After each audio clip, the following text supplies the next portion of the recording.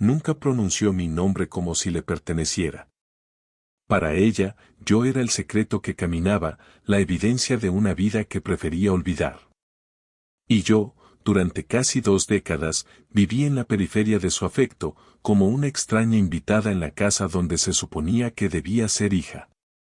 Me culpó de su infelicidad no con gritos, sino con un silencio atronador, con una distancia que congelaba el aire entre nosotras. El día que supe la verdad, el día que las piezas del rompecabezas de mi existencia rota encajaron, fue el día en que toqué fondo. Pero también fue el día en que, sin saberlo, empecé a buscar la única cosa que realmente importaba, a mí misma. Todo comenzó en la normalidad de una infancia anormal. Crecí en una casa donde el amor era un recurso escaso, distribuido con una precisión calculadora hacia mi hermano, el hijo legítimo, el ancla de su orgullo. Yo era la sombra que le seguía, la nota discordante en la sinfonía familiar. Para los extraños, éramos una familia. Pero en la intimidad de esas 4 paredes, yo era una inquilina con un contrato invisible, siempre a punto de ser desalojada. Mi madre nunca fue cruel en el sentido convencional. No había golpes, no había insultos directos. Su arma era mucho más sutil, más profunda, la negación. Me negaba con sus ojos, que se desviaban cuando yo buscaba los suyos. Me negaba con sus manos, que nunca me ofrecían un abrazo espontáneo. Me negaba con su voz, que se volvía formal y distante cuando tenía que presentarme. Ella es, decía, dejando la frase suspendida en el aire, como si mi relación con ella fuera un detalle sin importancia. Yo, en mi inocencia infantil, intentaba ganarme su amor. Sacaba las mejores notas, obedecía cada orden sin rechistar, me esforzaba por ser invisible cuando intuía su mal humor. Creía que si era lo suficientemente buena, lo suficientemente perfecta, un día el interruptor de su corazón se activaría y la luz de su amor por fin me alcanzaría. Pero ese día nunca llegó. La calidez era un idioma extranjero en nuestro hogar, y yo anhelaba desesperadamente aprender a hablarlo.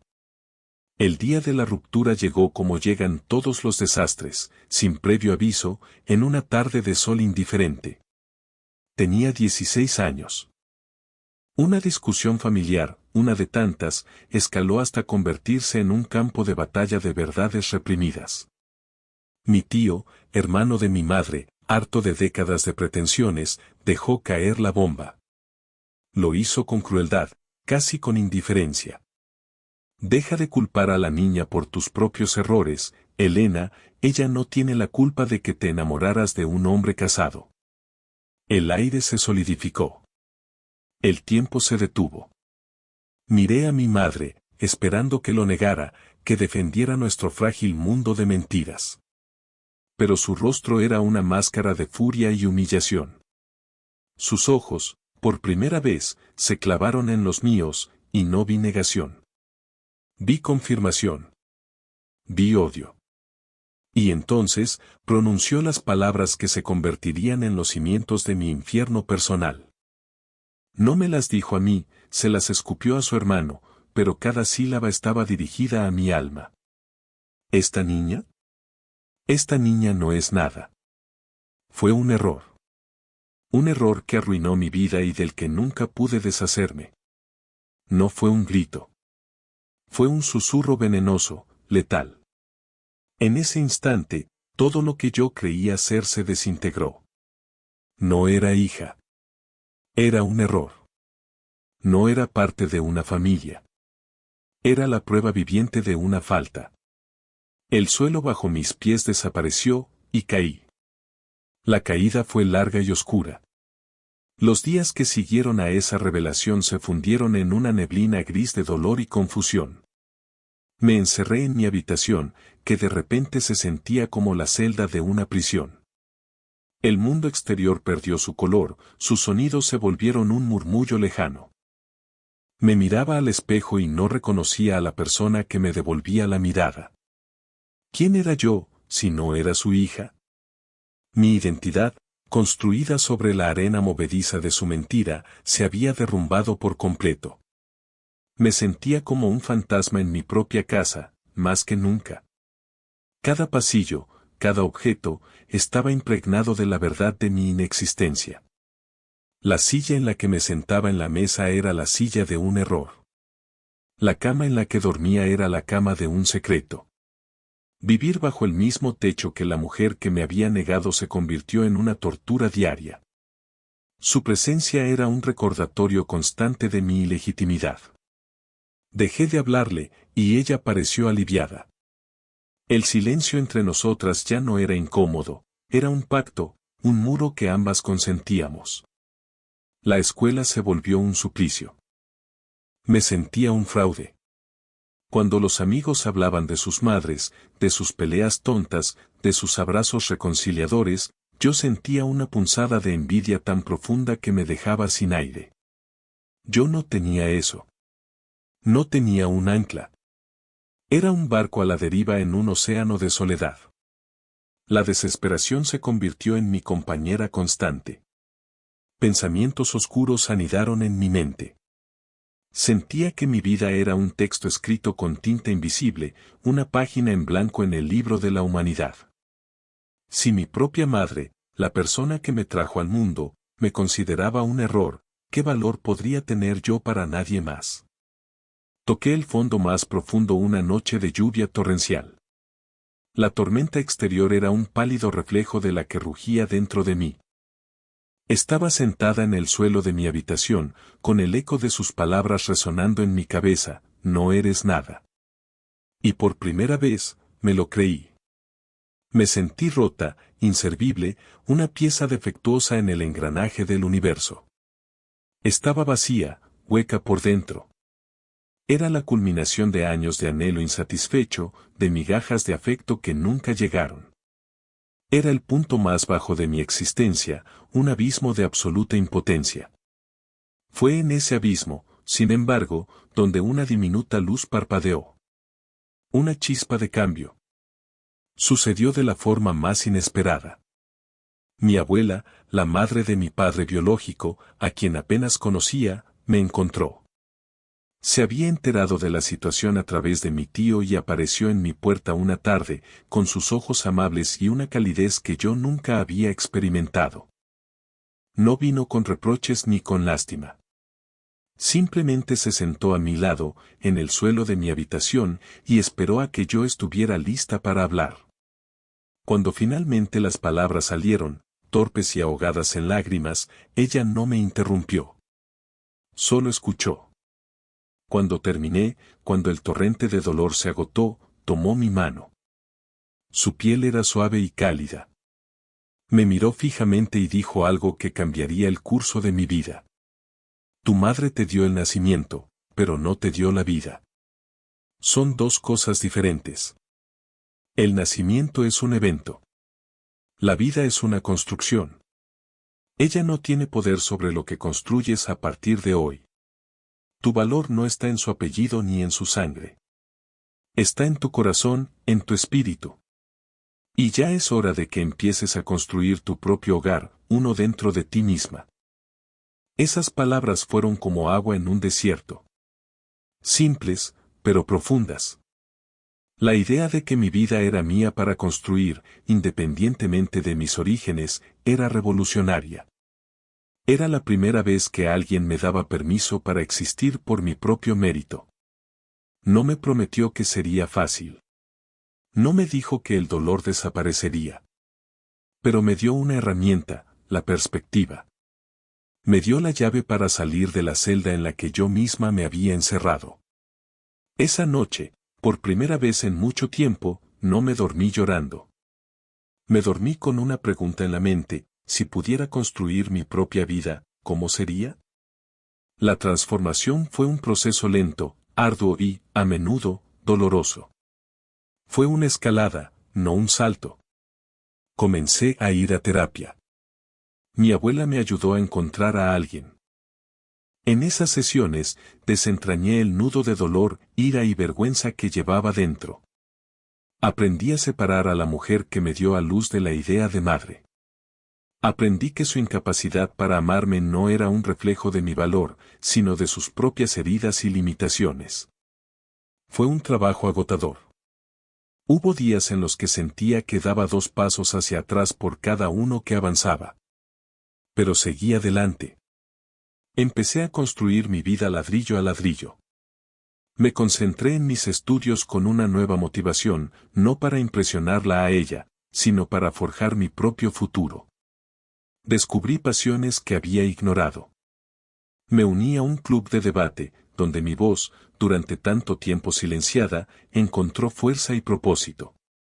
Empecé a escribir, a volcar en el papel las emociones que no podía expresar de otra manera. Mis palabras se convirtieron en mi refugio y mi arma. Lo más importante fue que empecé a construir mi propia familia, una familia de elección. Forjé amistades profundas y significativas con personas que me veían, me escuchaban y me valoraban por quien era. Mi abuela se convirtió en mi ancla, mi faro. En sus abrazos, encontré el calor que mi madre nunca me dio. Con cada pequeño éxito, con cada nueva conexión, sentía que estaba reclamando mi propia identidad. Dejé de ser el error de Elena y empecé a ser simplemente yo. Comencé a decir mi nombre con orgullo, a mirarme al espejo y a reconocer a la mujer fuerte y resiliente que me devolvía la mirada. Me mudé de esa casa en cuanto cumplí los 18. Fue el acto de liberación más grande de mi vida. Al cerrar esa puerta detrás de mí, sentí que estaba cerrando un capítulo de dolor y abriendo uno de posibilidades infinitas. La herida seguía ahí, pero ya no sangraba. Se estaba convirtiendo en una cicatriz, un recordatorio no de lo que perdí, sino de lo que sobreviví. El clímax de mi redención no fue un gran logro público, sino un encuentro silencioso y privado que ocurrió años después. Yo ya era una mujer adulta, con una carrera, un círculo de amigos que eran mi familia y una paz interior que había luchado mucho por conseguir. Un día, el teléfono sonó. Era un número desconocido. Contesté, y una voz frágil y envejecida pronunció mi nombre. Era ella. Mi madre. Me dijo que estaba enferma, sola. Mi hermano se había mudado al extranjero y rara vez la contactaba. Me pidió que la viera. Dijo que necesitaba hablar conmigo. Mi primer instinto fue colgar. Un torbellino de ira y dolor viejo amenazó con ahogarme. ¿Cómo se atrevía? ¿Después de todo? Pero entonces, la voz tranquila de mi abuela resonó en mi memoria: construye tu propio hogar. Y me di cuenta de que este encuentro no era para ella. Era para mí. Era el último ladrillo que necesitaba colocar en la estructura de mi sanación. Acepté. Nos encontramos en una cafetería anónima. Apenas la reconocí. La mujer imponente y fría que recordaba había sido reemplazada por una anciana encorvada y de ojos tristes. Habló durante mucho tiempo, con la voz entrecortada. Habló de sus miedos, de sus arrepentimientos, de una vida llena de malas decisiones. Me contó la historia de mi padre, de un amor prohibido que terminó en abandono y vergüenza. Intentó explicarse, justificarse. Y al final, con lágrimas en los ojos, me miró y dijo las palabras que una vez anhelé con toda mi alma: perdóname, ¿puedes aceptarme ahora como tu madre? La miré, y por primera vez, no vi al monstruo que me había atormentado. Vi a una mujer rota, lamentable en su soledad. Y sentí, nada. No sentí el odio ardiente de antes, pero tampoco sentí el amor que una vez busqué desesperadamente.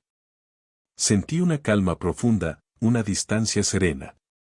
Tomé una respiración profunda y le respondí con la voz más firme y honesta que jamás había usado con ella. Te perdono, le dije.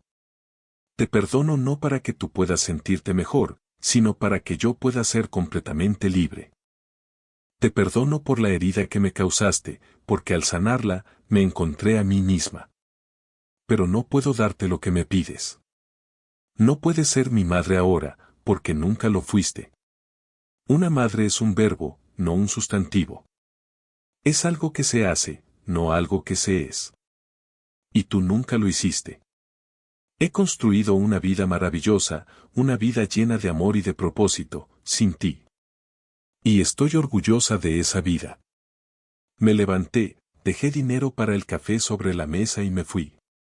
No hubo más lágrimas. No hubo más ira. Solo una sensación de cierre, de paz absoluta. El círculo se había completado. El viaje de regreso a casa fue tranquilo.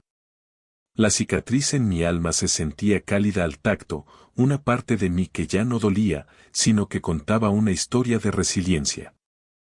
La historia de una niña que fue negada y que, en lugar de desaparecer, eligió construirse a sí misma desde los cimientos.